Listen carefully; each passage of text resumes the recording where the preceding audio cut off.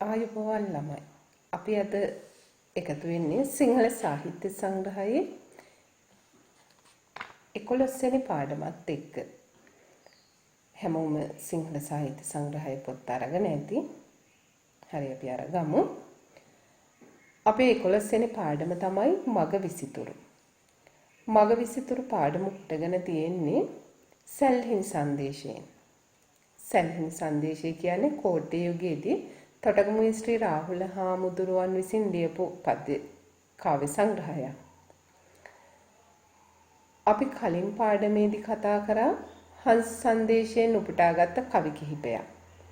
ළමයි අපේ සිංහල සංදේශ සාහිත්‍ය පිළිබඳ කතා කරනකොට විචාරකයන් පවසන්නේ අපේ සිංහල සංදේශ කාව්‍ය වලින් විශිෂ්ටම කාව්‍ය සංග්‍රහය විදිහට කතා කරන්නේ සැල්හිණි සංදේශය. තොටගමුවේ ශ්‍රී රාහුල හාමුදුරුවන්ගේ සැල්හිණි සංදේශය. එහෙමනම් මේ සැල්හිණි සංදේශය සැලලිහිණියෙක් දූතයා කරගෙන කරන කාව්‍ය සංග්‍රහයක්. අපි කලිනුත් කිව්වා සංදේශ කාව්‍යයක තම සංදේශ කාව්‍යයක තියෙනවා විවිධාකාර වූ වර්ණනා. මේ කියන වර්ණනා අතර සැල්හිණි සංදේශයේ තියෙන මාර්ග වර්ණනාවෙන් කවි 13ක් තමයි අපේ පාඩමට අරගෙන තියෙන්නේ. අපේ සිංහල සංදේශ අතර තියෙන කෙටිම සංදේශ කාව්‍ය සැල්හිණි සංදේශය. ඒ වගේම අපි කලින් කිව්වා වගේ විශිෂ්ටම කාව්‍ය සංග්‍රහය සැල්හිණි සංදේශය. මේ කියන සංදේශයේ මාර්ගය පිළිබඳ සැලලිහිණියාට හමුවන සැලලිහිණියා පසු කරගෙන යන මාර්ගය පිළිබඳ වර්ණනාවෙන් කවි 13ක් පිළිබඳ තමයි අපි අද කතා කරන්නේ. එහෙමනම් ළමයි අපි පළවෙනි කවියට යමු. සුරරද සමන් සමගින් සුරංගන ඉවර පැහැනද මදාරා පරසතු මල් පතර කැරපුද වඳින රැදි මුනි සිරිපා තඹර සකි සඳ පෙනී සමනොල ගල නැගෙන හිර. කවියා මේ කියන මාර්ගයේ ගමන් කරමින් යන සැල්ලිහිණියාට පවසනවා මාර්ගයේ නැගෙනහිර පැත්තෙන් පේන සමනල කන්ද ගැන කවියා කතා කරනවා. ළමයි අපිට මේ සැල්ලිහිණි සංදේශය දිහා බලනකොටම පේනවා අපිට කලින් හම්බ වෙච්ච හංස සංදේශයේ තිබෙන බොහොම සරල භාෂාවක්. අපිට පහසුවෙන් තේරුම් ගන්න පුළුවන් භාෂාවක්. හැබැයි සැලලිහිණි සංදේශය ගත්තහම භාෂාව ඊට වඩා අපිට පොඩි වෙනසක් පේනවා. අර කිව්ව තරම් හංස සංදේශයේ තිබුණ තරම් සරලම භාෂා ව්‍යවහාරයක් නෙවෙයි. භාෂාව ටිකක් ඊට වඩා සරල බවින් මිදිලා සංකීර්ණත්වයට පත්විච්ච භාෂාවක් කියලා කියන්න පුළුවන්. ඒ වගේම සම්භාව්‍ය භාෂාවේ පද මිශ්‍ර වෙච්ච භාෂා ශෛලියක් මේ සැල්ලිහිණි සංදේශය අපිට දකින්න පුළුවන් වෙනවා. එතකොට ළමයි අපිට සමහර අවස්ථාවලදී මේ තියෙන පද පිළිවෙල මාරු කරලා අර්ථය පිළිබඳ තේරුම් ගන්න සිද්ධ වෙන්න ඉඩ තියෙනවා. ඔන්න අපිට මේ හම්බ වෙන පළවෙනි කවියෙම අපිට තේරුම චුට්ටක් අංක මාරු කරගත්තොත් තියෙන පිළිවෙල මාරු කරගත්තොත් පහසුවෙන් අර්ථය තේරුම් ගන්න පුළුවන් වෙයි. මේ විදිහට ගත්තොත් ඒ වාර සුරංගන සමගින් සුරරත සමන්. ඒ වාර කියන්නේ වේලාවේ සුරංගන සමගින් සුරංගනාවනුත් එක්ක සුරරද සමන්. කවුද මේ සුරරද සමන්? සමන් දිව්‍ය රාජය. අපි දන්න අපි කියන සමනල කන්ද ගැන කතා කරද්දි කතා කරන සුමන සමන් දිව්‍ය රාජය. පැහැනද මදාරා පරසතු මල් පතර. පැහැනද කියන්නේ පැහැයෙන් ආර්ද වුණු පැහැයෙන් තෙත් වුණු. කවියා මේ කතා කරන්නේ පැහැයෙන් යුක්ත කියන අර්ථය. පැහැයෙන් යුක්ත වුණු මදාරා පරසතු මල් පතර. මදාරා පරසතු මල් සමූහය. තමයි මොනවද මේ මදාරා පරසතු මල්? මදාරා පරසතු කියලා කියන්නේ දිව්‍ය ලෝකයේ පිපෙන මල්. අපි සාහිත්‍ය ලෝකයේ කතා කරන දිව්‍ය ලෝකයේ පිපෙනවායයි සම්මත මල් තමයි මදාරා හා පරසතු. එහෙනම් මේ සුමන දිව්‍ය රාජයා තමගේ දිව්‍යාංගනාවනුත් එක්ක සමනල කන්ද වන්දනා කරන්න මොනවද අරගෙන යන්නේ?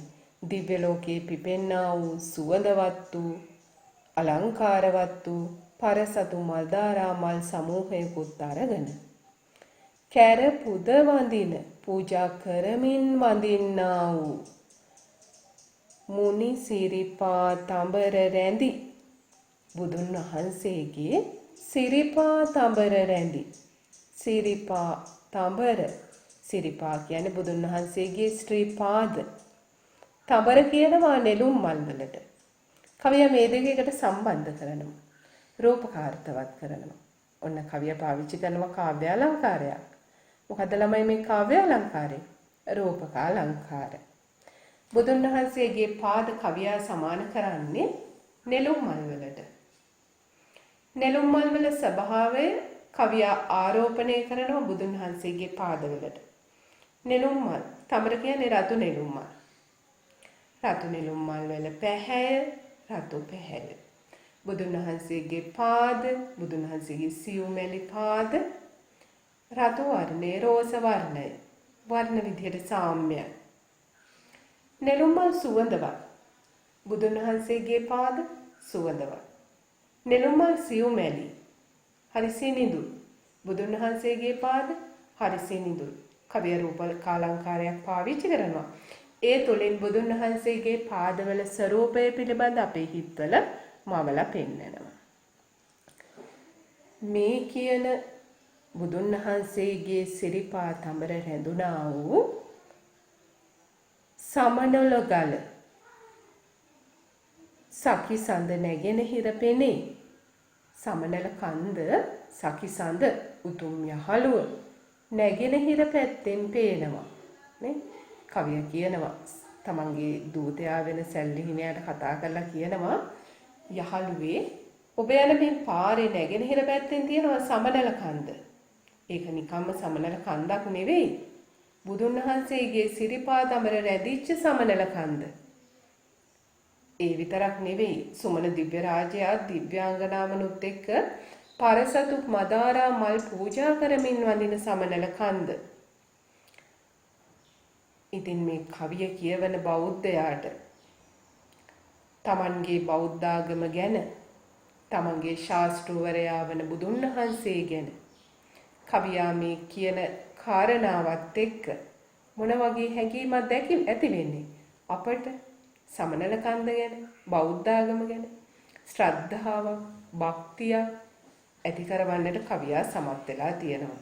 ඒකම අපේ හිත් බුද්ධාලම්බන ප්‍රීතියකින් උද්දාමයට පත් කරන්න කවියා සමත් වෙලා තියෙනවා.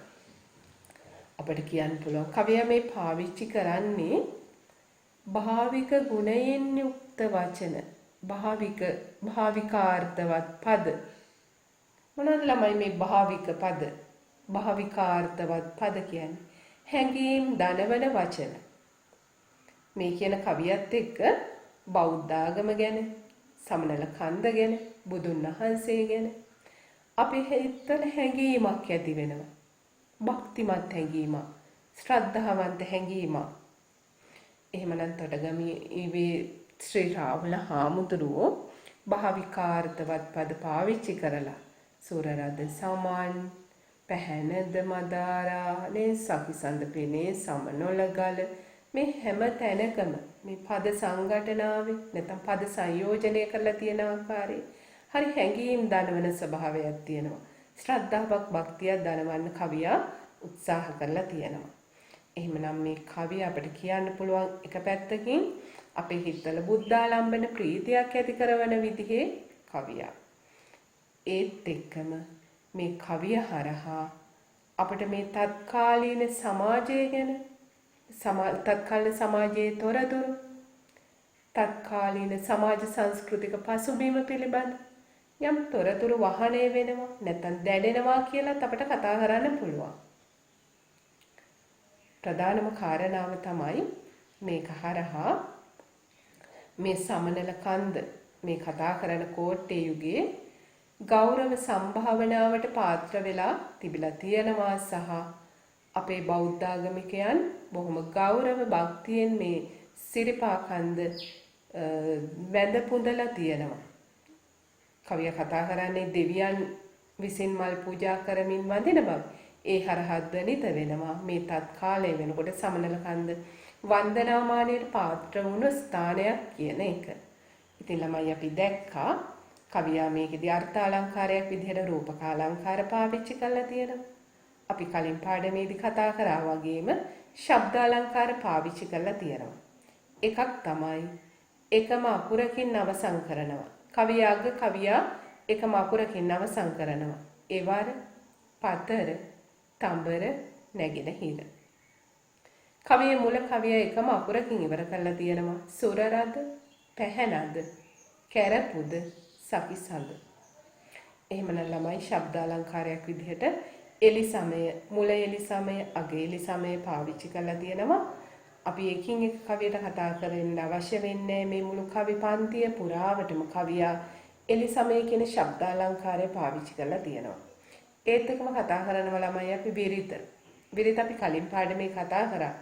මුලින් පාඩම් හැම එකකම අපිට හම්බ වෙලා තියෙනවා. ගුත්තිල කාව්‍යයේ පටන්. ගුත්තිල කාව්‍ය අපි කතා කරා විරිත් ගැන.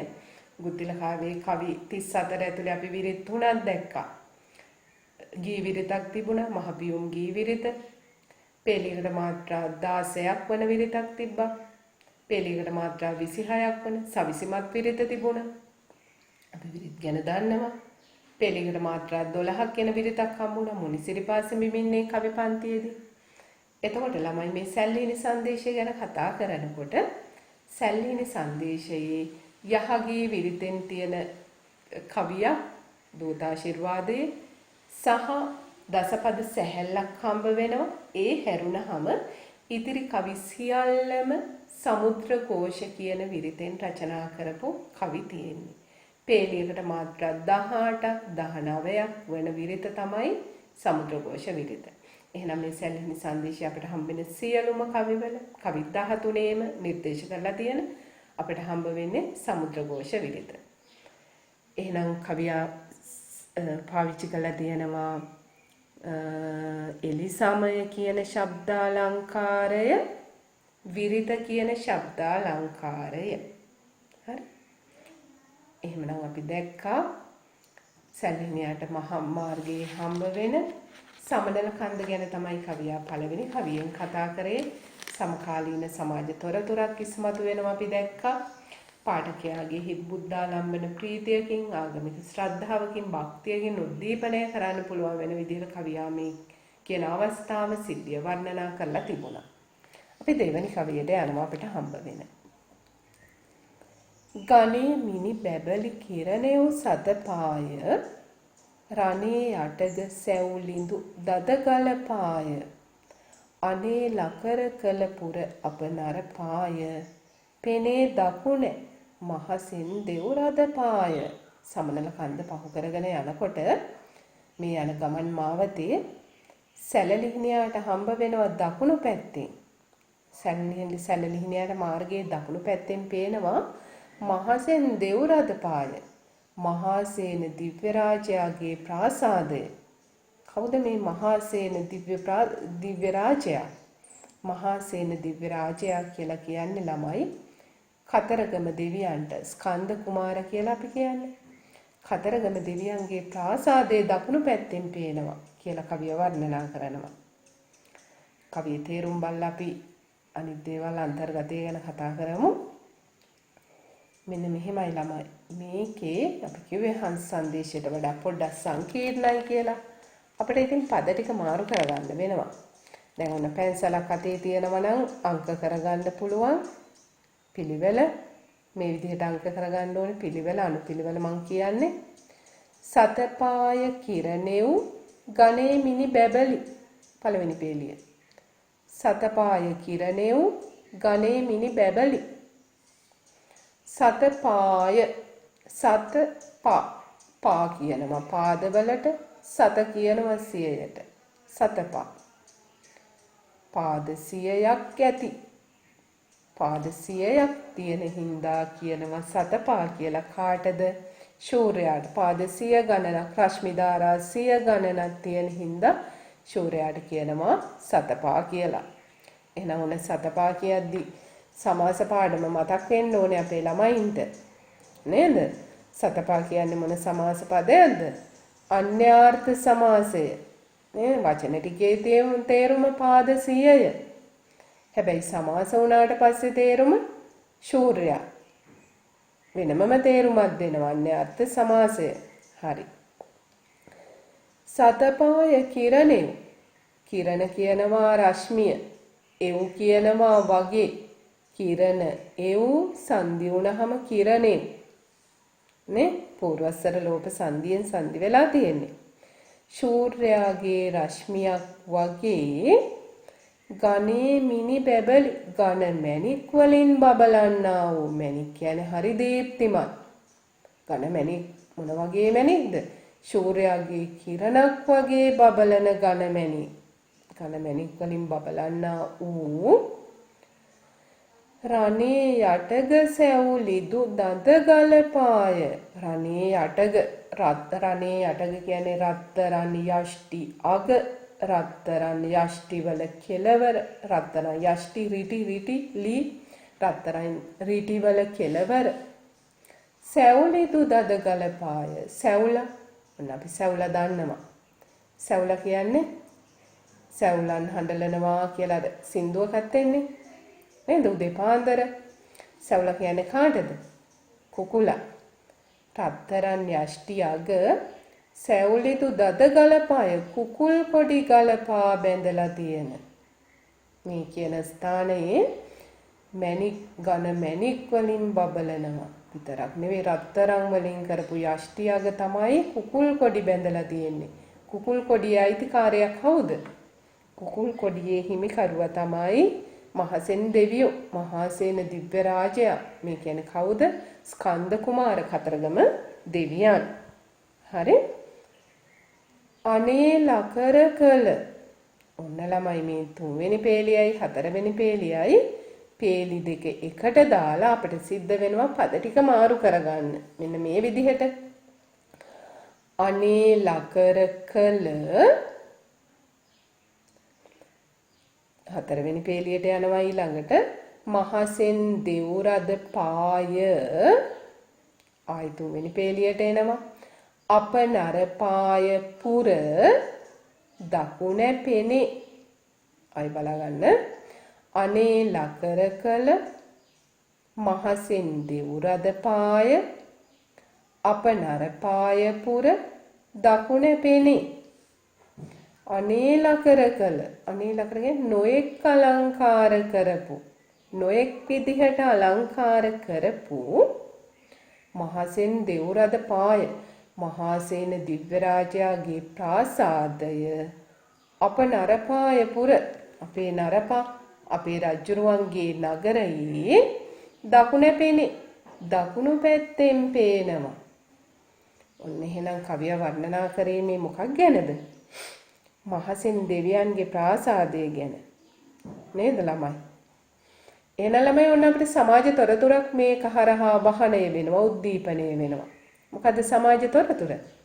අපි කලින් කවෙන් කිව්වා මේ කියන යුගයේ බුදුදහම ව්‍යාප්තව තිබුණා. සමනල කන්ද වන්දනාමාර කරා මිනිස්සු. ආගමික පැත්ත, සංස්කෘතිකමය පැත්ත. ඒකම අපිට මේ කවිය හරහා පේනවා මොකක්ද? එහෙනම් මේ කියන යුගයේ අපේ රටේ මිනිස්සු අතර දේව වන්දනය කියන එක තිබිලා තියෙනවා. මහාසෙන් දිව්‍ය රාජයාට විශාල ප්‍රාසාදයක් හදලා නේද?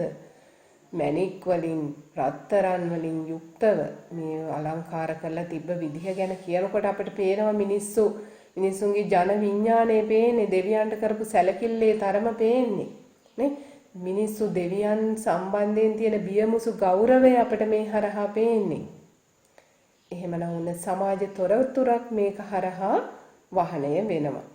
මිනිස්සු දෙවියන්ට තිබුණු බියමුසු ගෞරවය අපට මේක හරහා පේනවා. විශේෂයෙන්ම මේ මහසෙන් දිව්‍යයන්ගේ බල පරාක්‍රමය කියන එක අපිට මේ වචන හරහා දැනෙනවා. කවිය වැඩියෙන් පාවිච්චි කරන මූර්ධජ අක්ෂර. මූර්ධජ නයන්න, මූර්ධජ ලයන්න, රයන්න, ටයන්න කියන මූර්ධජ අක්ෂර නැවත නැවත කවියා යොදනවා. මේ හරහා දෙවියන් ගාව තියෙන බලය, දේව ශක්තිය, දෙවියන්ගේ තියෙන ප්‍රෞಢත්වය කියන හැඟීම් අපිට දැනෙන්නට අරිනවා කවියා. හරි? එහෙනම් අපිට කතා කරන්න පුළුවන් මේ කවියේනේ මූර්ධජ අක්ෂරවල අනුප්‍රාසයත් කවියා යොදාගෙන තියෙනවා. ඒ නිසා මේ තියෙනවා, විරිත තියෙනවා, මූර්ධජ අක්ෂරවල අනුප්‍රාසය කවිය පාවිච්චි කරලා තියෙනවා. හරි? එහෙනම් ළමයි අපි ඊළඟට එනවා තුන්වෙනි කවියට.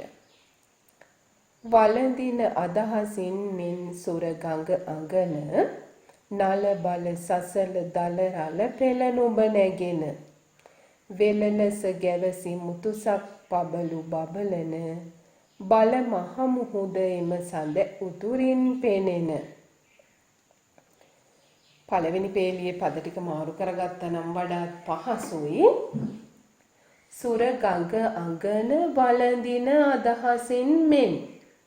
අන්න මෙන් කියන නිපාතයත් තරම් සම්බන්ධ කරලා තියෙනවා. එහෙනම් අපිට පේනවා මේකෙදි කවිය පාවිච්චි කරනවා උපමාවක්. සුර ගඟ අඟන වළඳින අදහසින් මෙන්. සුර ගඟ අඟන කියන එක තුලත් කාව්‍ය අලංකාරයක් තියෙනවා ළමයි. සුර ගඟ කියන්නේ ආකාශයට. අඟන කියලා කියනවා කාන්තාවට. ආකාශ ගංගාව කාන්තාවක් බවට පත් කරනවා කවියා. ආකාශ ගංගාව නැමැති කාන්තාව. එහෙනම් මොකද්ද කාව්‍ය අලංකාරය? රූපක අලංකාර. ආකාශ ගංගාව නැමැති කාන්තාව වළඳින අදහසින් මෙන් වැළඳ ගන්නා අදහසින් වගේ. ඔන්න කවියා උපමාවක් පාවිච්චි කරා. උපමේ අපි සම්බන්ධ කරලා බලමු ඉස්සරහට. හරි? නල බල සසල දල රල පෙළ නුඹ නැගෙන. ළමයි අපි අර කලින් කවියේදී සභාවෝක්තිය ගැන කතා කරද්දී කිව්වා වගේමයි මේ කවියේදී විචාරකයෝ අපි අර කතා කරපු ශබ්දාලංකාරයක් වන අනුප්‍රාසාලංකාරය ගැන කතා කරනකොට සිංහල සාහිත්‍යයේම හොඳම උදාහරණයක් විදිහට පෙන්වන කවියක් තමයි මේ කවිය. කවිය කතා කරන්නේ මේ මුහුදු වෙරළක් ගැන. මුහුදු වෙරළක් ගැන කතා කරනකොට මුහුදු වෙරළේ දර්ශනයක් අපේ හිතේ මැවෙන විදිහට. මුහුදු වෙරළක රළ ගැටෙන හඬ අපේ කනට ඇහෙන විදිහට කවියා පාවිච්චි කරන අනුප්‍රාසය. නල බල සසල දල රළ පෙළ නුඹ නැගෙන. මොකද්ද කවියා පාවිච්චි කරන අනුප්‍රාසය? ල කියන අක්ෂරයේ අනුප්‍රාසය කවියා පාවිච්චි කරනවා. ඇහෙනවා ඔබට. නල බල සසල දල රළ පෙළ නුඹ නැගෙන. වෙරළක රළ ගෙඩියකට ගැටෙන ශබ්දය අපේ කනට ඇහෙනවා වගේ. වෙරළක රළ පෙරලි එන දර්ශනය අපේ ඇහැට පෙනෙනවා වගේ. අපේ හිතේ කවිය සංකල්ප රූපමවනවා. පේනවා වගේ නම් දෘශ්‍ය සංකල්ප රූපමවනවා. ඇහෙනවා වගේ නම් ශ්‍රව්‍ය සංකල්ප රූපමවනවා. එහෙනම් කවියා ල අකුරේ අනුප්‍රාසය පාවිච්චි කරමින් මෙතනදී මුහුදු වෙරළක දර්ශනයක් පිළිබඳව පාඨකයාගේ හිතේ ශ්‍රව්‍ය සංකල්ප රූපමවනවා. ශ්‍රාවකයාගේ පාඨකයාගේ හිතේ දෘශ්‍ය සංකල්ප රූපමවනවා. එහෙනම් කවියා මේ කවියේදී පාවිච්චි කරන විශේෂ අලංකාරයක් තමයි අනුප්‍රාස කියන ශබ්ද අලංකාරය. තේරුම් බලයන් ළමයි අපි ඒකේ නල බල සසල නල බල සසල නල බලයෙන් සසලවන්නා වූ නල දන්ත ජල යන්න තියෙන්නේ. එහෙනම් නල කියන්නේ මොකක්ද? සුළඟ. සුළඟේ බලයෙන් සසලවන්නා වූ දල රළ පෙළ දැඩි රළ සමූහය නුඹ නැගෙන ආකාශයට නැගෙනවලු. උඩට පනිනවා, උඩට මතු වෙනවා. එහෙනම් අපි දැක්ක ඔන්න උපමාවයි උපමේයයි කවිය සම්බන්ධ කරනවා. සුළඟේ බලයෙන් සසල විච්ච මේ දැඩි රළ ගෙඩි උඩට නැගෙනවා හරියට මොනවට වගේද? ආකාශයේ නැමැති කාන්තාව වැළඳ ගන්න වගේ. එහෙනම් මේ රළ ගෙඩි කොච්චර උද්‍යෝගයකින් උඩට පනිනවද? රළගිඩි උඩට ඉස්මතු වෙනවද කියන එක කවියා මේ අනුප්‍රාසාලංකාරයයි උපමා යෝජනයයි ඇතුලේ මත කරලා දක්වනවා. එහෙමනම් දල රළ සමූහය කියන්නේ පුරුෂයෙක්. ආකාශයේ ගංගාව කියන්නේ කාන්තාවක්. ආකාශයේ වැළඳ ගන්න තමයි මේ දල රළ පෙළේ උත්සාහය. කවිය හරි ලස්සනට අපූර්ව කවි සංකල්පනාවක් ගොතනවා. අපේ හිතවල මේ කියන දර්ශනයේ හිත අපේ හිත ඇතුලේ මවනවා. හරි ළමයි.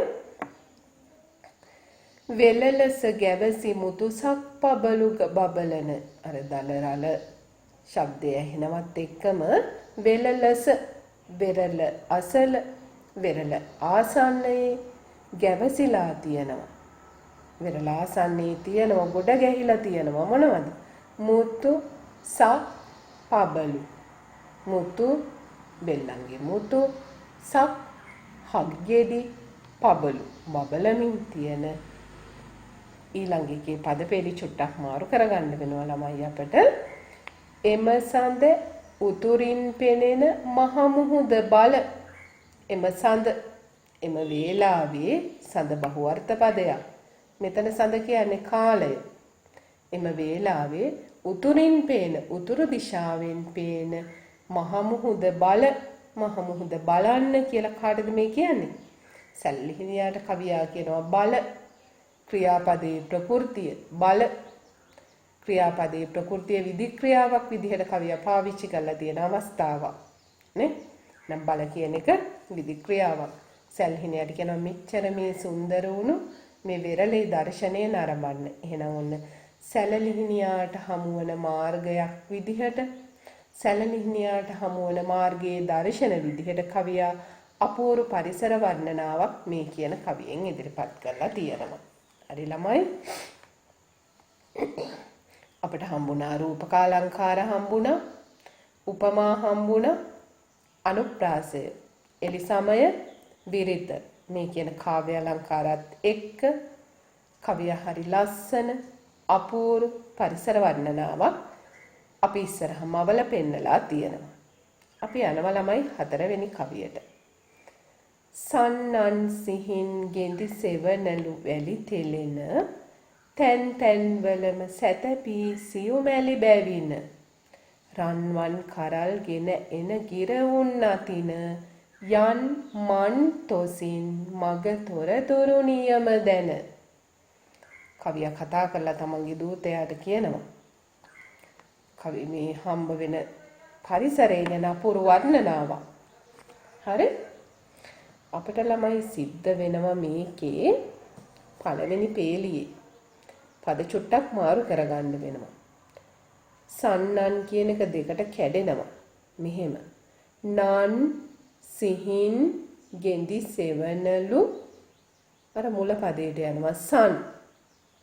වැලි තෙලෙන නන් සිහින් ගෙඳි සෙවනලු සන් වැලි තෙලෙන දෙවනි පේලියේ මෙහෙම වෙනස් වෙනවා. තැන් තැන්වලම සියුමැලි බැවින සැතපි. සැතපි එක අන්තිමට දානවා.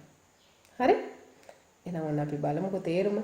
නන් සිහින් ගෙඳි සෙවනලු. නන් කියන්නේ නොයෙක්. සිහින් ගෙඳි කියන්නේ ගස් වර්ගයක්. හීන් ගෙන්ද. නොයෙක් හීන් ගෙන්ද සෙවනලු. හීන් ගෙන්ද ගස්වල සෙවනැල්ලෙන් සන් කියන්නේ සන්නද්ධ වුණු, යුක්ත වුණු, සැදුණු කියන එක. නොයෙක් හීන් ගෙන්ද ගස්වල සෙවනැල්ලෙන් සැදුණු වැලි තෙලෙන වැලි තලාවන්ගෙන් පැහැදිලිනේ තේරුම. අයි පාරක් බලනවා අපි. නොයෙක් හීන් ගෙන්ද ගස්වල සෙවනැල්ලෙන් යුක්ත වුණු නැත්නම් සැදුණු වැලි තලාවල තැන් තැන්වලම තැන් තැන්වල ස්ථානවල නොයෙක් ස්ථානවල සියුමැලි බැවින සැතපි. කවුද මේ සියුමැලි? කවියාගේ දූතයා සැලලිහිණියා. සැලලිහිණියාට කියන්නේ ඔබ ගොඩක් සියුමැලි හින්දා තැන් තැන්වල සැතපි. සැතපිලා ඉඳලා එක දිගට යන්න එපා. ඔබ හරි සියුමැලි. පොඩ්ඩක් නතර වෙන්න. එහෙම තමයි කවියා මේ කියන්නේ. සැතපිලා රන්වන් කරල්ගෙන එන ගිරවුන් අතින. මේ වෙලාවේ මේ ප්‍රදේශයෙන් යන්න එනවා ගිරව්. මේ ගිරව් යන්නේ නිකන් නෙවෙයි. රන්වන් කරල් අරගෙන. ගිරවුන් රන්වන් කරල් අරගෙන පියාඹනවා නම් මේ කියන ප්‍රදේශයේ ආර්ථික පසුබිම ගැන අපිට පොඩි සංකල්පයක් ඇති වෙනවා. මොන වගේ ආර්ථිකමය පැත්තද අපිට මේ හරහා පේන්නේ. එහෙනම් මේ කියන ප්‍රදේශයේ කෘෂි කර්මාන්තය විශේෂයෙන්ම වී ගොවිතැන ප්‍රධාන ජීවනෝපාය කරගත්ත ප්‍රදේශයක් සහ ගිරවුන් පවාරන්වන් කරල් අරගෙන යනවා නම් ඉතා සාරවත්ව කෘෂි කර්මාන්තය තිබුණු ප්‍රදේශයක් කියලා අපිට චුට්ටක් විතර කතා කරන්න පුළුවන්. එහෙනම් මේ කවියෙන් මේ යුගයේ සමාජ පසුබිම ගැන කතා කරද්දී ආර්ථිකමය පැත්ත ටිකක් විතර කියවෙන කවියක් විදිහටත් අපිට කතා කරන්න පුළුවන්. යන් මන් තොසින් මගනී තොරතුරු නියම දැන අර රන්වන් කරල් අරගෙන එන ගිරවුන්ගෙන් මග තොරතුරු හරියටම දැන මන් තොසින් යන් මන් තොස මන් මනස සිත තොස සන්තෝෂය සතුට සිතේ සන්තෝෂයෙන් යන්න විදික්‍රියාවක් කවියා සැල්හිණියාට කියනවා. එහෙනම් මේ කියන ප්‍රදේශයේ ඉඳලා මේ ගිරවුන්ගෙන් මාර්ගය ගැනත් අහගෙන යන්න කියලා සැල්හිණියාට කියනවා. හරි ළමයි? දැන් ළමයි මේ කවියේ හරි ලස්සන පරිසරයක් ගැන කවියා කතා කරේ. හීන්ගෙන්ද ගස්වල සෙවණැල්ලෙන් යුක්ත වැලි තලාවන් තියෙන පරිසරයක්. සියුම් ඇලි උණු සැලලි හිණියාට පවා විවේක ගන්න සුදුසු පරිසරයක් ගැන කවියා කිව්වේ.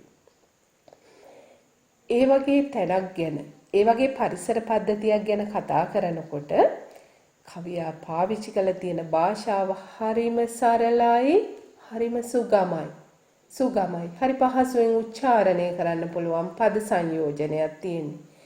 ඒ එක්කම ළමයි දැන් ඔයාලා අක්ෂර මාලාව ගැන දන්නවා. ඔයාලට බැලුවොත් පේනවා බහුලවම පාවිච්චි කරලා තියෙන්නේ මොන අක්ෂරද?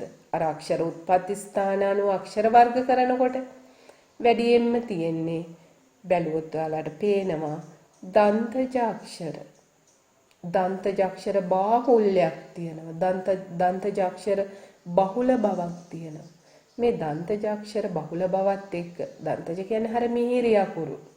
මූර්ධජ කියන්නේ ටිකක් රළු පාරළු අකුරු. නේ?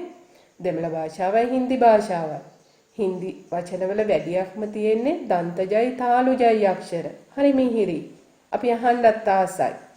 මූර්ධ දෙමළ භාෂාව ගත්තාම බහුලවම තියෙනවා මූර්ධජ අක්ෂර ටයනු ඩයනු බහුලයි. ටිකක් කටෝරයි, රළුයි. අපි අර තරම් අහන්න ප්‍රිය කරන්නේ නැහැ. ඉතින් ළමයි මෙතනදිත් කවිය පාවිච්චි කරන්නේ එහෙනම් දන්තජ අක්ෂර. මේ දන්තජ අක්ෂර බාහුල්‍යයත් එක්ක නේද? සයන්න, ලයන්න, නයන්න, දයන්න මේ කියන අක්ෂර. මේවත් එක්ක නයන්න මේ කියන අක්ෂරත් එක්ක අපිට මේ පරිසරයේ තියෙන සිහිලස් බව, සෞන්දර්යය, සුන්දරත්වය අපේ හිතවලට දැනෙනවා. දනවන්න කවියට පුළුවන් වෙලා තියෙනවා. කලින් කිව්වා වගේමයි එලි සමය තියෙනවා, විරිත තියෙනවා. හරි ලස්සනට පරිසරය පිළිබඳ වර්ණනාවක් කරනවා. සෝබාදහමේ පවතින දේ කවිය ඒ විදිහටම වර්ණනා කරනවා. ස්වභාවෝක්ති අලංකාරයෙන් මේ කවිය නිර්මාණය කරලා තියෙන කවිය. ඒත් එක්කම සමාජ තොරතුරකුත් වහනය වෙන කවියක් කියලා අපිට මේ කවිය කතා කරන්න පුළුවන්. හරි ළමයි. අපි ඊළඟ කවියට යනවා පස්වෙනි කවිය. හරි? ඒකෙත් ටිකක් විතර පද එහෙට මෙහෙට මාරු කරගන්න සිද්ධ වෙනවා. නිල තුරඟුට නැගෙමින් රිවිදෙව් සිරින දොල කැරැසේ සත් මිනිබරණ කිරණින බල පිරිසෙන් සහ යාපා පටුන්ගෙන බල සේනානායක සපු කුමරු වෙන මේ විදිහට කවිය වර්ණනා කරන්නේ. අපිට පළවෙනි පේලියේ පද මේ විදිහට මාරු කරගමු අපි. රිවි දෙව් සිරින නිල තුරඟුට නැගෙමින්. හරිනේ ළමයි. රිවි දෙව් සිරින නිලතුරඟුට නැගෙමින්.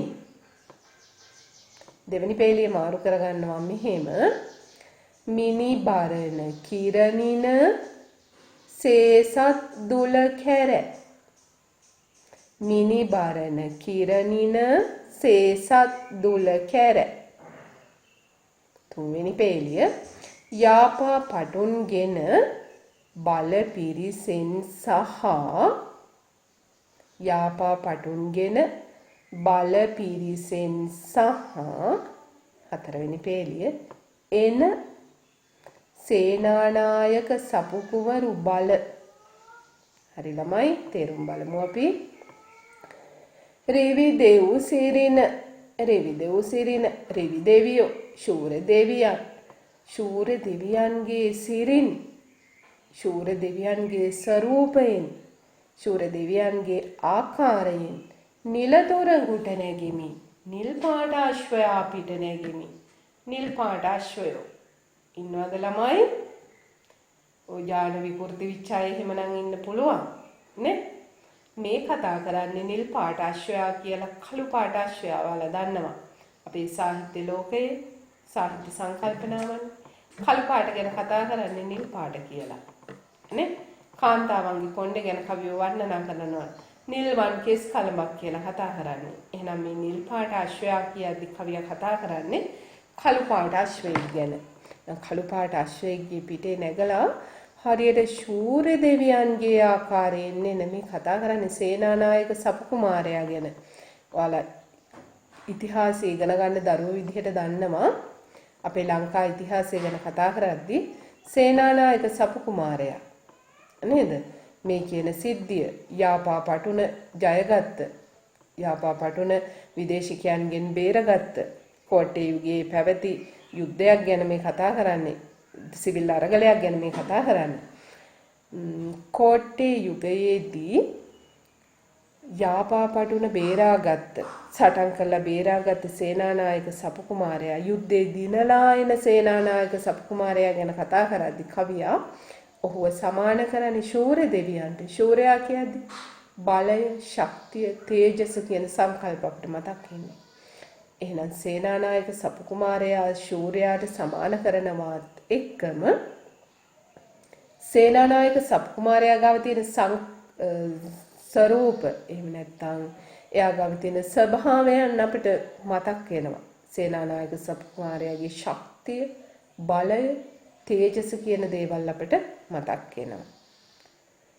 කවිය කියනවා ඒකම මිනිබරණ කිරණින සේසත් දුල කෙරේ. මණික් ආභරණවල රශ්මියෙන් සේසත් දුල කර සේසත් බබලවමි.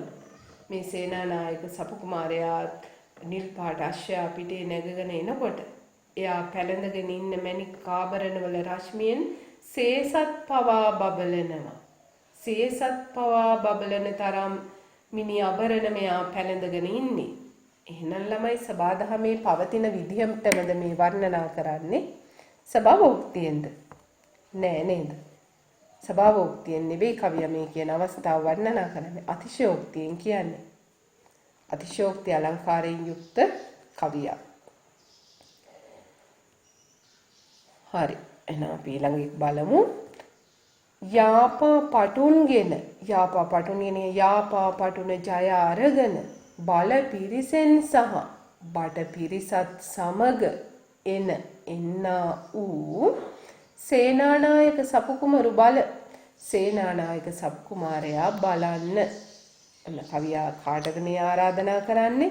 සැලලිහිණියාට. කවියා මේ සැලලිහිණියාට මාර්ගයේදී හම්බ වෙන සේනානායක සපු කුමාරයා ගැන කියන ගමන් කෝට්ටේ යුගයේ තත්කාලීන සමාජ පසුබිම ගැන තොරතුරක් අපිට ඉදිරිපත් කරලා තියෙනවා. එහෙනම් බැලුවාම සැලලිහිණි සංදේශය අපිට ඓතිහාසිකමය වශයෙන් උත් වැදගත් වෙන කෘතියක්. ඓතිහාසිකමය තොරතුරු තහවුරු කරන කෘතියක් කියලාත් අපිට කතා කරන්න පුළුවන්. කෝට්ටේ යුගයේ ඓතිහාසිකයේ තොරතුරු තවදුරටත් තහවුරු කරනවා මේ කියන සැලලිහිණි සංදේශයෙන්. එහෙනම් සමාජ තොරතුරක් විදිහට ගත්තහම තත්කාලීන දේශපාලනික පසුබිම මේ කවිය හරහා නිරූපණය වෙනවා. මොකද්ද අපිට ළමයි මේ කාලේ සමාජ දේශපාලනික පසුබිම ගැන කතා කරන්න පුළුවන්. එහෙනම් මේ කියන කාලය අපේ රටේ යාපනයේ ප්‍රදේශය විදේශිකයන් අත්පත් කරගෙන තිබුණු කාලයක් කියලා එක පැත්තකින් කියන්න පුළුවන්. ඒත් එක්කම මේ සේනානායක සපු කුමාරයා මේ කියන ප්‍රදේශය අහපව් මුදාගත්ත රට එක්සේසත් කරපු කාලයක් කියලා කතා කරන්න පුළුවන්.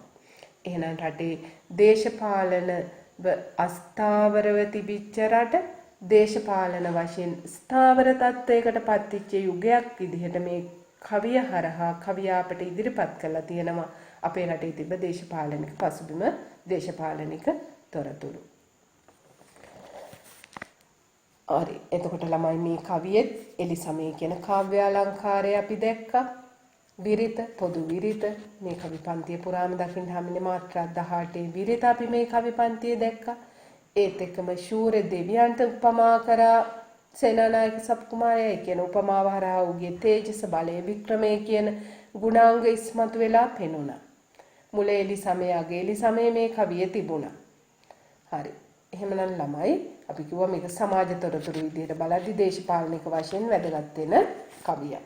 ඓතිහාසිකමය තොරතුරු ගවේෂණය කරන්නකොට වැදගත් වෙන කවියක්. එහෙමනම් ළමයි අපි ඊළඟ කවියට යනවා 6 වෙනි කවිය. අග පිපි මල් මලි ගිය ලිය කැලේයා වග බැඳ හෙන රජ හස පුල් විලේයා ළඟ තුරු මල් ගිලිහුණු රොණ බුලේයා මග බැස යව පල හෙල වැලි තෙලේයා. කවියා පරිසර වර්ණනාවක් කරනවා. හරිද මේ පරිසර වර්ණනාව තේරුම බලනකොට කවි පද ටිකක් මාරු කරගන්න වෙන කවියක්.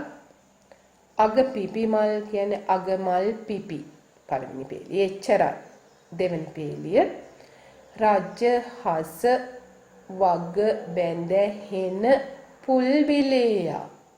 තව පාරක් රාජ්‍ය හස වග බැඳ හෙන පුල් විලේයා. හතරවෙනි පේලියත් ටිකක් මාරු කරගන්න වෙනවා. පලහෙල වැලි තෙලේයා මග බැස යව. පලහෙල වැලි තෙලේයා මග බැස යව. හරි නේද ළමයි? ඔව්. බලනවා අපි තේරුම. අග මල් පිපි. අග්ගිස්සේ මල් පිපිච්ච මලිගියලිය කැලේයා. මලිගිය කියනවා ඉද්ද මල් වලට. මලිගියලිය ඉද්ද වැල්. කැලේයා ඉද්ද වැල් කැලෑවකින් යුක්ත.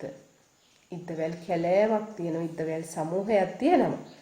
මොන වගේ ඉද්දද මේවා? අග මල් පිපිච්ච ඉද්ද. මල් පිපුණු ඉද්ද වැල් කැලෑවක් තියෙන රජහස වග බැඳ හෙන. රජහස රාජහංසයෝ වග බැඳ හෙන වග බැඳගෙන ඉන්න රංචු ගැහිලා ඉන්න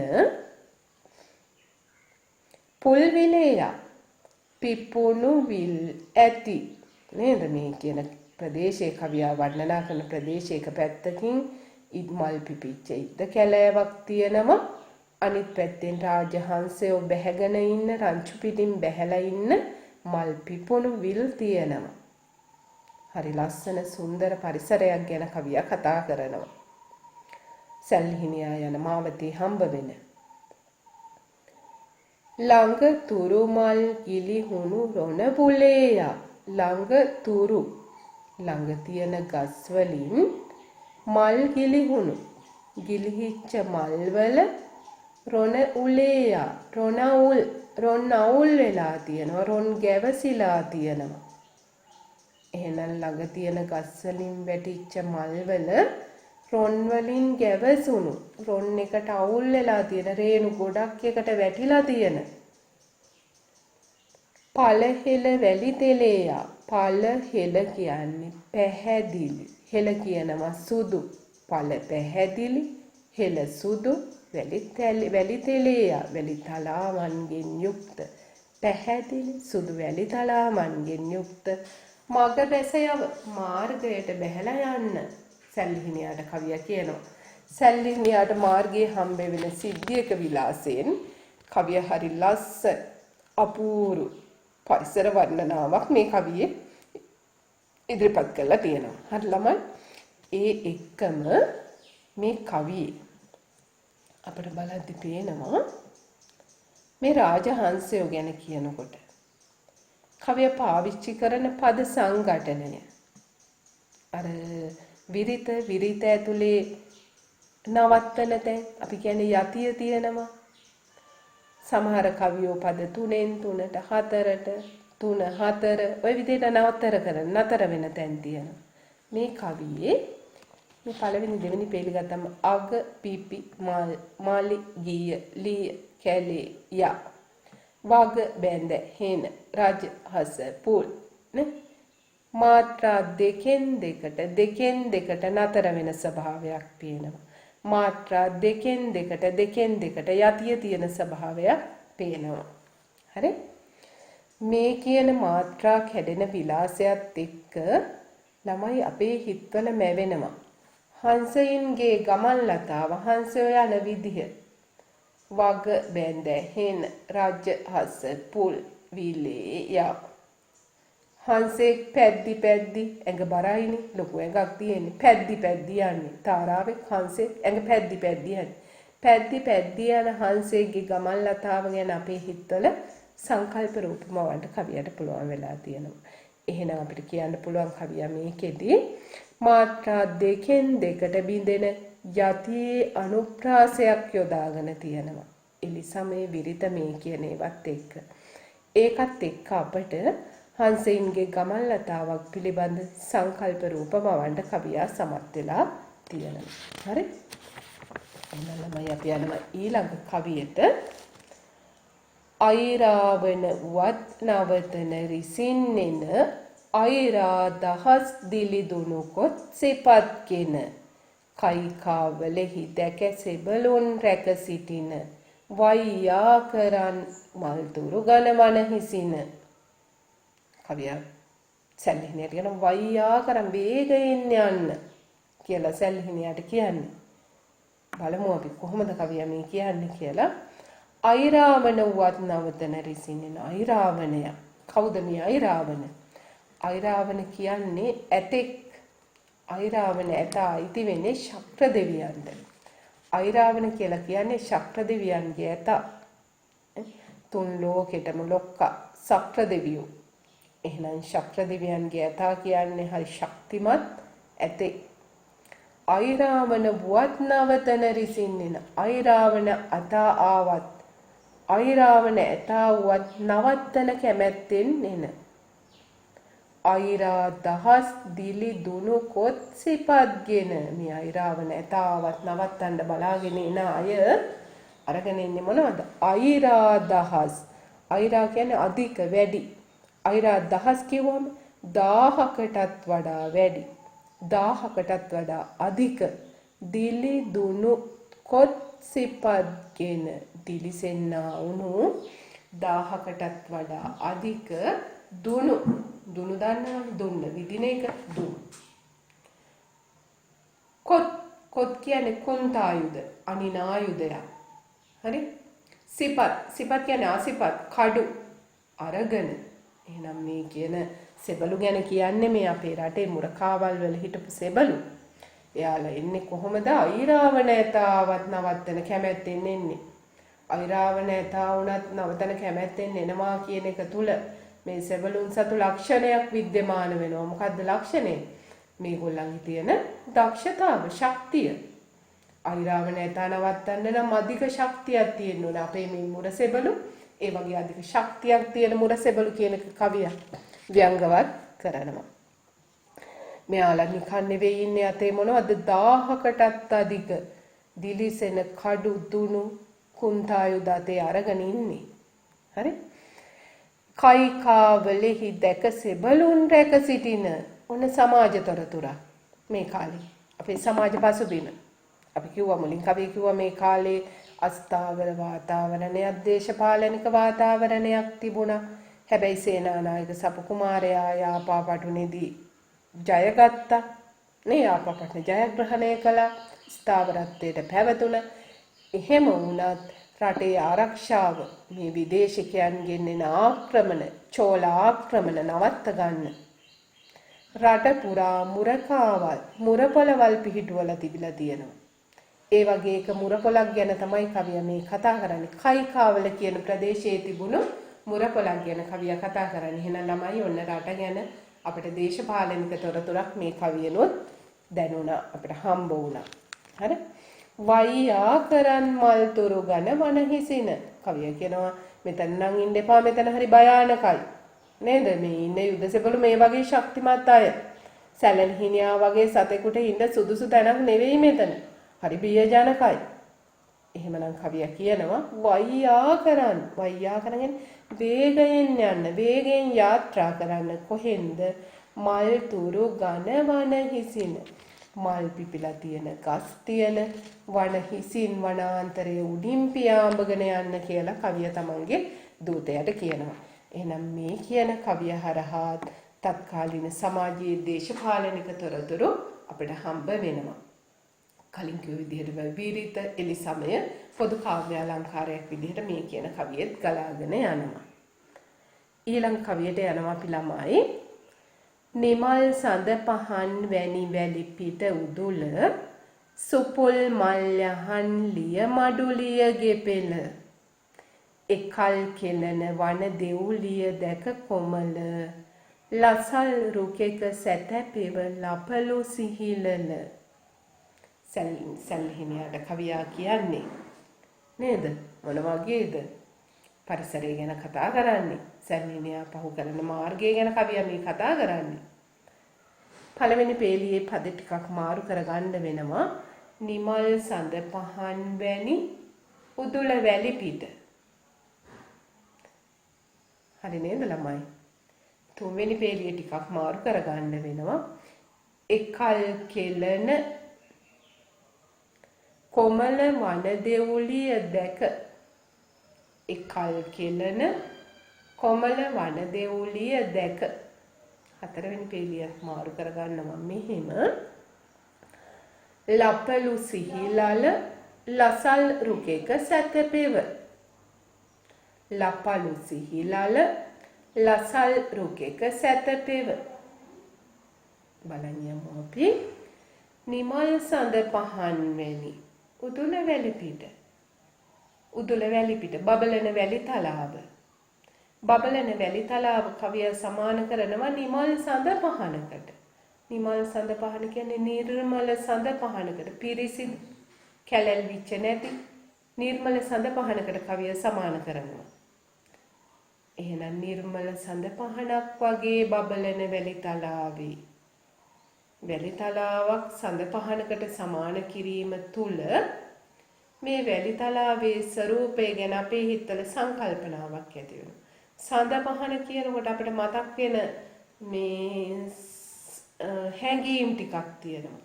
සඳ පහනක් කියද්දි හරි පිරිසිදුයි. සඳ පහනක් හරි සෞම්‍යයි. එහෙනම් මේ වැලි තලාව හරි සෞම්‍යයි. හරි සිසිලස්. හරි සියුමැලි. අන්න ඒ වගේ වැලි තලාවක් ගැන කතා කරන්නේ. එහෙනම් කවිය පාවිච්චි කරනවා උපමාලංකාරය. කවිය වැලි තලාව සමාන කරනවා නිර්මල සඳ පහනකට. ඒකම කවිය කියනවා සුපුල් මල් යහන් ලිය මඩුලිය ගෙපෙල මේ පරිසරයේ තියෙනවා සුපුල් මල් යහන් සුපුල් මනාව පිපුණු මල් යහනාවක්. එක මලක් දෙකක් නෙවෙයි. මල් යහනාවක් එකටම හැදිච්ච මල් ගොන්න ලිය මඩු මේ කියන ප්‍රදේශයේ ලිය මඩු තියෙනවා ලතා මණ්ඩප ගස්වල වැල් එකට ගෙතිලා මණ්ඩප හැදිලා ගෙවල් වගේ කුටි වගේ හැදිලා අන්න එහෙම තැන් ලිය ගෙපෙල ලිය ගෙවල් තියෙනවා ලතා ගෘහ තියෙනවා ලතා මණ්ඩප තියෙනවා මෙන්න මේවා තියෙන පරිසරය ගැන කවියා කතා කරනවා. එකල් කෙලන කොමල වන දෙවුලිය දැක එකල් කෙලන ඒ වේලාවේ ක්‍රීඩා කරන කොමල වන දෙවුලිය දැක කොමල වන දිව්‍යාංගනාවන් දැකලා ලපලු සිහිලල ලපලු කියන්නේ ලා දලු තියෙන සිහිලල කියන්නේ සිසිල් බවින් යුක්ත ලසල් රුකේක සැතපෙව. මහලු වයසට ගිය සල් ගහක නෙවෙයි සැල්ලිනියට සැතපෙන්න කියන්නේ. ලසල් රුකේක ලාසල් ගසක තරුණ සල් ගසක සැතපෙන්න කියලා කවිය තමන්ගේ දූතයාට ආරාධනා කරනවා. එහෙනම් සැල්හිණියට හම්බ වෙන ලස්සන පරිසර පද්ධතියක් කවිය වර්ණනා කරනවා. ඒත් එක්කම මේ පරිසරයේ තියෙන සිසිලස් ගුණය, සෞම්‍ය ගුණය තමයි කවිය මේ කවියේදී පැටි හරියක්ම කතා කරන්නේ. මේකෙදි කවිය මේ කියන සීතල, මේ කියන සෞම්‍ය බව, මේක කියවන අපට, මේක කියවන පාඨකයාට දැනෙන විදිහට මේ කවි පන්තිය පුරාම ඔයාලට බැලුවොත් පේනවා බහුලව පාවිච්චි කරනවා ල කියන අක්ෂරය ලකාරයේ අනුප්‍රාසය ල අක්ෂරයේ අනුප්‍රාසය කවිය පාවිච්චි කරනවා. මේ ල අක්ෂරයේ අනුප්‍රාසයත් එක්ක ඒක නැවත නැවත ඇහෙනකොට ඒකත් එක්ක තව වැඩියෙන් සංයෝජනය වෙලා තියෙනවා දන්තජ අක්ෂර. මේ ඔක්කොම සංයෝජනයත් එක්ක පරිසරයේ තියෙන සිසිලස් බව, සෞම්‍ය බව අපිට දැනවන්න කවිය සමත් වෙලා තියෙනවා. එන හරි ලස්සන පරිසර වර්ණනාවක් ඒ කියන කවිය. අපි ඊළඟ කවියට යනවා. මල්දම් සුවඳ දුම් දුන් සොඳවර ලසිනී කල් ගිම් නිවා සැනහෙන සිහිලස රසිනි කොල්ලම් ගසින් නිල් ඉවුරැති පොකුණසිනි වල්ලම්බලම දැක යාගන් සහතොසිනි. සැල්ලෙන් යාගන් යන්න විධික්‍රියාවකින් විධානය කරනවා. මොන වගේ පරිසර පද්ධතියක් කරහාද මේ සැල්හිණියාට යන්න කියලා අතටගමු මේ ශ්‍රී හාමුදුරුවෝ කියන්නේ. මල්දම් සුවඳ දුම් දුම් සොඳවර ලෙසිනි. කාන්තාවන් ගැන කතා කරන්නේ මේ. මොන වගේ කාන්තාවද? වරලස සරසාගෙන ඉන්න කාන්තාව. මල්දම් සුවඳ දුම් දුම් සොඳවර ලසක් තියෙන්නේ. මල්දම් මල්වැල් සරසලා සුවඳ දුම් සුවඳවත් වෙන්න සුවඳ දුම් යොදපු කෙස් කලඹකින් යුක්ත වරලසකින් යුක්ත. එහෙනම් ඔන්න ළමයි අපිට තවත් සමාජ තොරතුරක් පේනවා. මිනිස්සු කොහොමද විශේෂයෙන්ම කාන්තාව කොහොමද සැරසිලි කරේ විලාසිතා කරේ. කාන්තාවන්ගේ විලාසිතාවන් පිළිබඳ කියවෙන කවියක් කියලාත් අපිට මේක කතා කරන්න පුළුවන්. සමාජ තොරතුරු ගැන කතා කරනකොට කාන්තාවන් තමන්ගේ කෙස් කලඹ සරසා ගන්න කොණ්ඩෙට මල්දම් යොදලා තියෙනවා. කොණ්ඩෙට සුවඳ දුම් යොදලා තියෙනවා. අද වගේ සැලුන් ගියේ නෑනේ. තමන් මේ කියන ඒවා කරගත්තා. මේ කියන කොණ්ඩෙත් එක්ක මේ කියන කොණ්ඩෙ සහිත කාන්තාවෝ කල් කියන්නේ කාන්තාවෝ අපි ඒකේ පෙරි මාරු කරා කල් සිහිලස රසිනි ගිම්නිවා සැනහෙන. කල් කියන්නේ කාන්තාව සිහිලස රසිනි. සිහිලස කියන්නේ සීතලින් යුක්ත, රස කියනවා ජලයට. සීතලින් යුක්ත වතුරෙන් ගිම් නිවා සැනසෙන. ග්‍රීෂ්මයේ නිවලා සැනසෙනවා කියන්නේ ස්නානය කරන්නා වූ නාන. කාන්තාවන් සීතල වතුරෙන් තමන්ගේ ග්‍රීෂ්මයේ නිවලා මහන්සිය නිවලා ස්නානය කරන්නා වූ කොල්ලම් ගසින් නිල් ලියුර ඇති පොකුණසිනි. පොකුණක් ගැන කියනවා. මොන වගේ පොකුණක්ද? කොල්ලම් කියන ගස්සින්ද නිල් පාට ඉවුරු තියෙන පොකුණකින්. සීතල වතුර තියෙන්න හේතුව තමයි වටේට ගස් තියෙනවා. මොන ගස්ද තියෙන්නේ? කොල්ලම් ගසින්. කොල්ලම් ගසින් සෙවන වුණු ඉවුරු සහිත පොකුණෙන් කාන්තාව ස්නානය කරන්නේ මේ කියන ප්‍රදේශයේ තියෙන වල්ලම්බලම දැක යාගන් සහතොසිනි. කාන්තාව ස්නානය කරන මේ පොකුණ සමීපයේ තියෙන අම්බලම. අපේ සංස්කෘතියේ අපේ ඉතිහාසය ගැන කියද්දි මේ කියන තත්කාලීන සමාජ පසුබිම ගැන කියද්දි තවත් තොරතුරක් අපිට මේ හරහා පේනවා. ඒ යුගයේ මිනිසුන් ගමන් බිමන් ගියේ පයින් ගිය මිනිසුන්ට වෙහෙස නිවා ගැනීමට නතර වීමට අම්බලම් හදලා තිබුණා. අපේ අම්බලම් සංස්කෘතියක් තිබුණා. මේ කියන අම්බලම් සංස්කෘතිය ගැන තොරතුරුකුත් අපිට මේ හරහා කවියා කියන කාරණා හරහා ඉස්මතු වෙලා පේනවනේ. මොකද්ද මේ තිබ්බ අම්බලම? වල් අම්බලම කියන අම්බලමක් අපි මේ යුගයේ තිබිලා තියෙනවා. කෝට්ටේ යුගයේදී පොකුණ ආසන්නයේ කැලෑ ප්‍රදේශයක. කැලෑවක් ආසන්නයේ තිබුණ හින්දාම මේක වල් අම්බලම වුණා වෙන්න පුළුවන්. එහෙනම් මේ කියන කවියත් සමාජ තොරතුරු විදිහට කතා කරලා බලනකොට බොහොම වැදගත් වෙන කවියක්. එකක් තමයි කාන්තාවන් විලාසිතා කරපු ආකාරය මේ කවියෙන් නිරූපණය වුණා. අනිත් එක තමයි මේ යුගයේ අම්බලම් සංස්කෘතියක් තිබුණා. මේ වල් අම්බලම කියන එක අපේ අම්බලම් ඉතිහාසයේ නාම ලේඛනයේ සමහර වෙලාවට නැතුව ඇති. මේ කියන වල් අම්බලම නමින් යුක්ත වුණු අම්බලමකුත් අපිට නටමුන් හම්බ වෙලා නැහැ. එහෙම වුණත් මෙහෙම අම්බලමක් කෝට්ටේ යුගයේ තිබිලා තියෙනවා මේ කියන ප්‍රදේශයේ. එහෙනම් සමාජ තොරතුරු විදිහට වැදගත් වෙන කවිය. භාෂාව අපි අර කතා කරපු විදිහට අර අනිත් කිව්ව පොදු කාව්‍ය අලංකාර, ශබ්ද අලංකාර මේ කවියේ තියෙනවා. එහෙමනම් ළමයි අපි යනවා 10 වෙනි කවියට. කස්තුරි තිලක සැදි නලලත සුමටාන පුල් මහනිල් මල්දම් හිස දවටාන සලෙලුන් යනන නිති කැරකෙලි කවටාන රිවි මුදුනත වන මැද වදු සුමුටාන. මේකෙත් පේලි ටිකක් මාරු කරගන්න වෙනවා. පළවෙනි පේලිය මේ විදිහට මාරු කරගමු. සුමුටාන නලලත කස්තුරි තිලක සැදි. සුමුටාන නලලත කස්තුරි තිලක සැදි. තුන්වෙනි පේලිය මාරු කරන්න වෙනවා. කෙලි කවටාන කැර නිති සලෙ නිති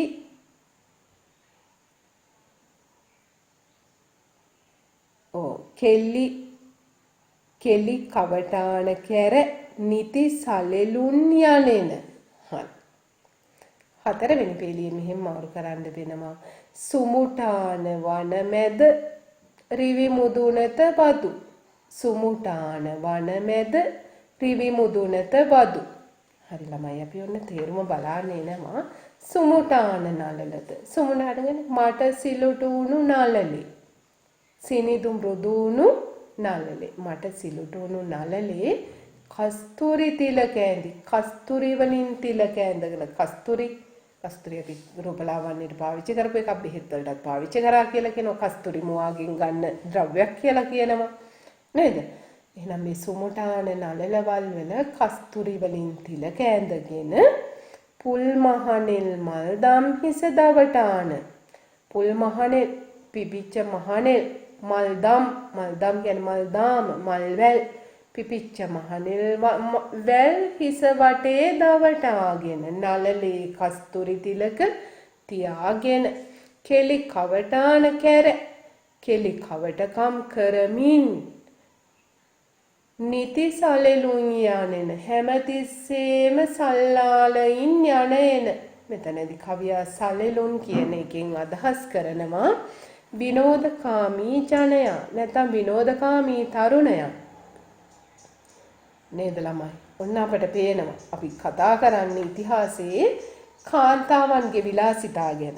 හැබැයි මේ කියන විලාසිතාවන් කරන්නේ කවුද? සලෙලුන්. සල්ලාල ජනයා, විනෝදකාමී තරුණය. තරුණයන් උත්සව අවස්ථාවලදී සතුටු අවස්ථාවලදී විනෝදය සඳහා සැරසිලි කරපු ආකාරය, විලාසිතා කරපු ආකාරය අපිට මේ කවිය හරහා පේනවා. කොහොමද මේ තරුණයින්, විනෝදකාමී තරුණයින් මොන වගේ සැරසිලිද කරලා තියෙන්නේ?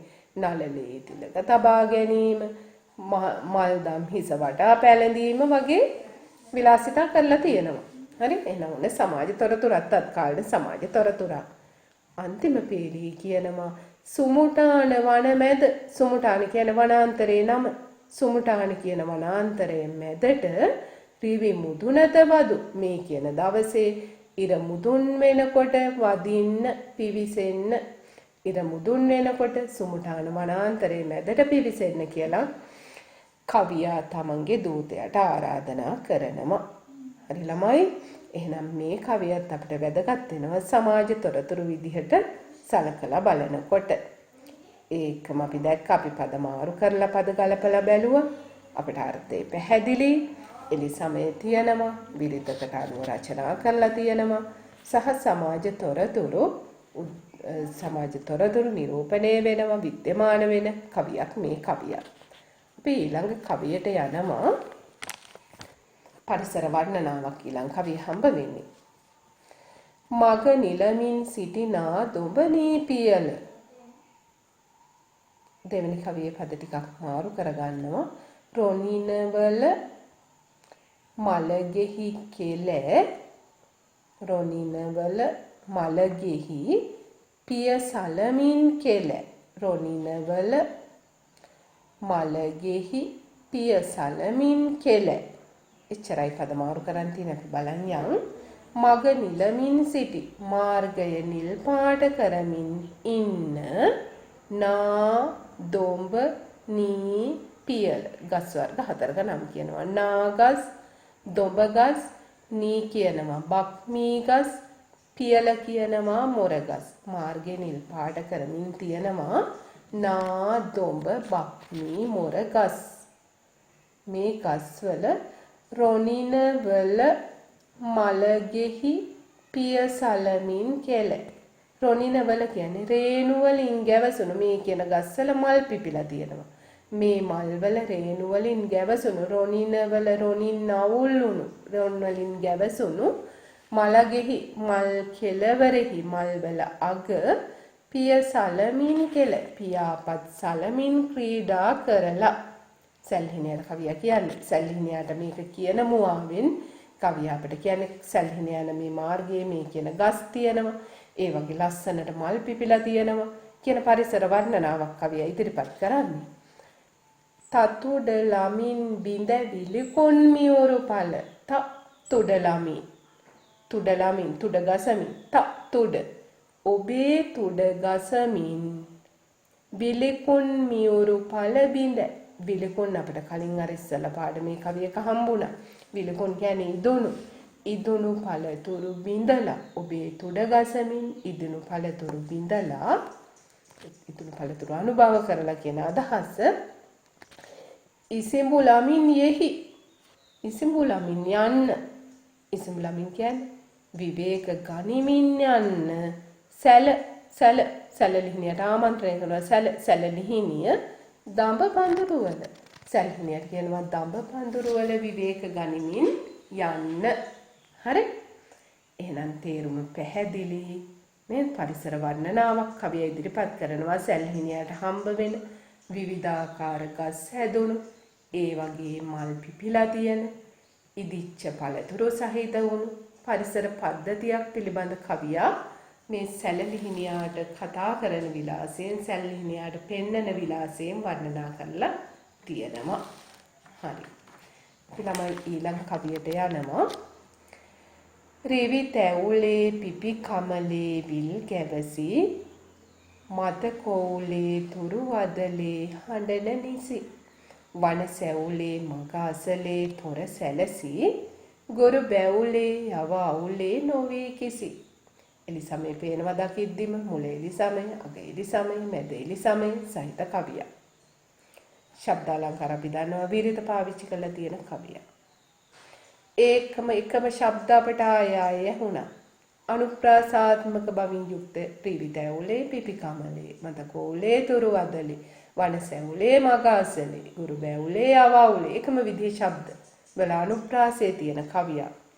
ඒ එකම වැදගත්කම කවි තමයි මේ කවිය සභාවෝක්ති අලංකාරයෙන් ලියලා තියෙන කවියක්. සබාධම යථා ස්වභාවයෙන්ම වර්ණනා කරන කවියක්. කවිය තියෙන දෙයක් කිසිසේත්ම වැඩි කරලා කියන්නේ තියෙන ස්වභාවය ඒ විදිහටම කවියා වර්ණනා කරනවා.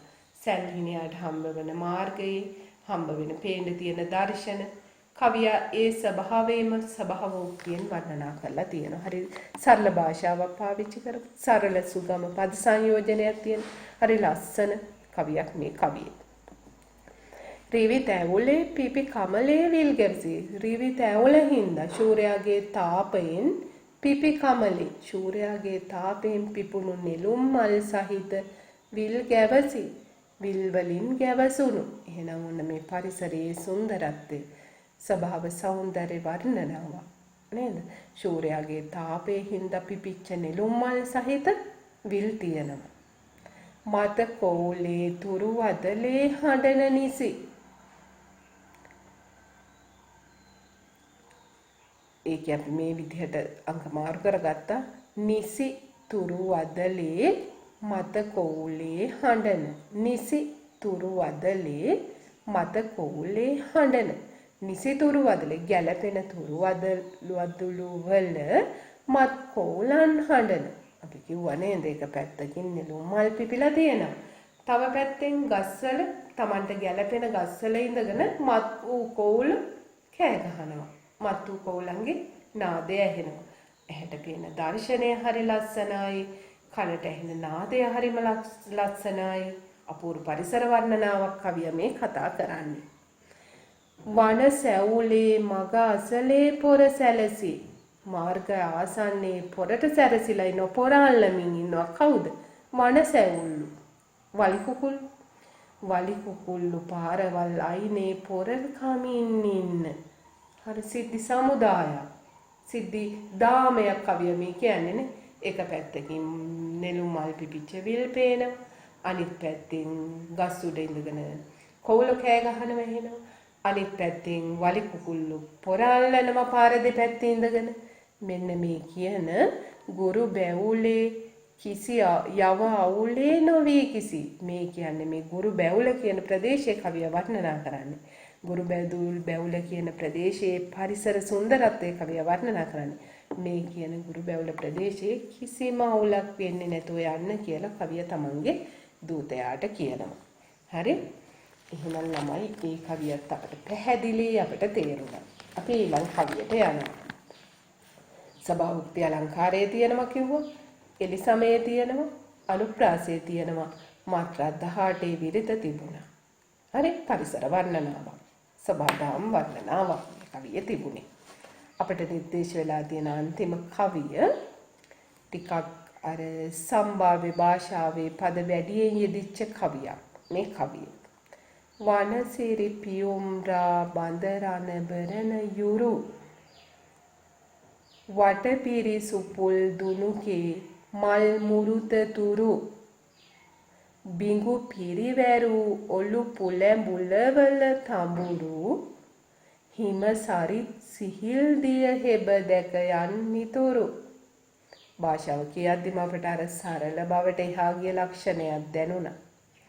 සම්භාව්‍ය පද්‍ය භාෂාව, තත්බව පද මිශ්‍ර භාෂා ශෛලියක් අපිට මේ කවිය දකින්න පුළුවන් වෙන්නේ. අපි බලමු රණබරණ නේද?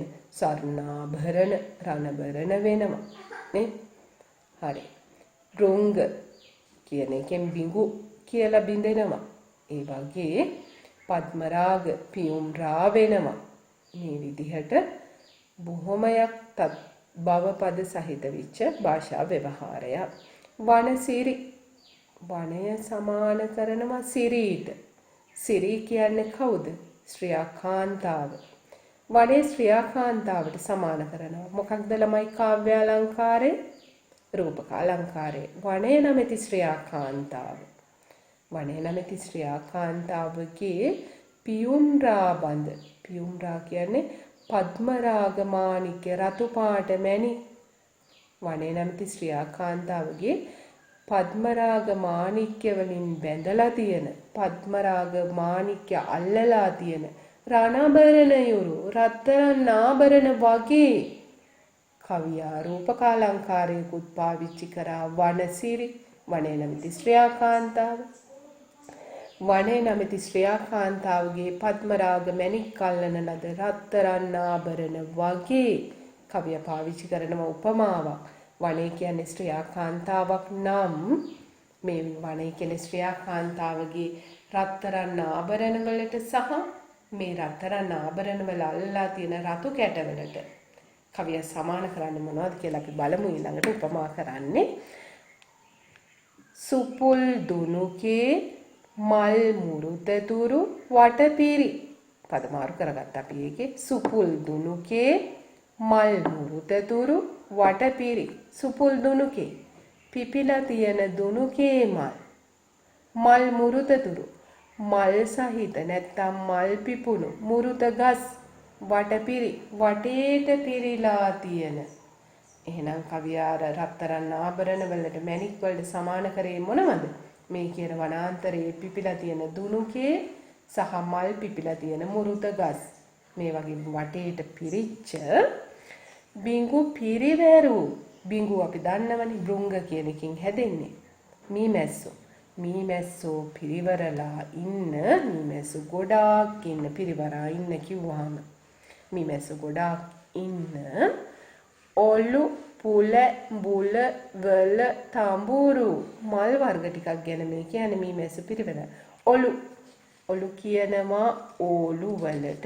ඔලු පුල කියන්නේ ඒක සංදි වෙලා තියෙන ළමයි මේ. ඕලු උපුල් කියනවා මහනෙල් වලට. බුල කියන්නේ ඇඹුල කියන එක. ඇඹුල කියලා කියන්නේ